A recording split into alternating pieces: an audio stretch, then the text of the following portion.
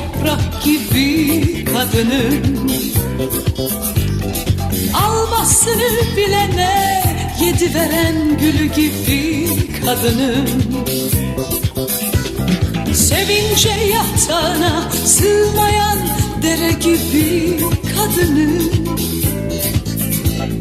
Duyarsız olana çözülmez bilmece gibi kadının, kadının, kadının. İşlemeyi bilene verimli toprak gibi kadının.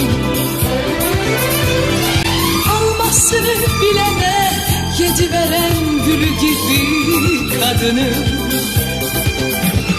Sevince yatağına sığmayan dere gibi kadının. Duyarsız olana çözülmez bilmece gibi kadının, kadının. Kim demiş ki kadınlar anlaşılmaz diye? Kim demiş ki kadınlar deniz gibidir diye? Yürekten bakmayan erkekler herhalde. Kim demiş ki kadınlar anlaşılmaz diye? Kim demiş ki kadınlar deniz gibidir diye? Yürekten bakmayan erkekler herhalde. Dolup dolup taşan, üzülmekle tükenmeyen kadının. Düğümleri sabırla yavaşça çözerim ben kadını. Görmesen de aldatanı hissederim çünkü kadının.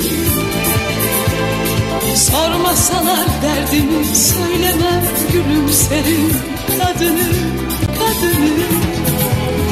Kim demiş ki kadınlar anlaşılmaz diye? Kim demiş ki kadınlar deniz gibidir diye? Yürekten bakmayan erkekler herhalde.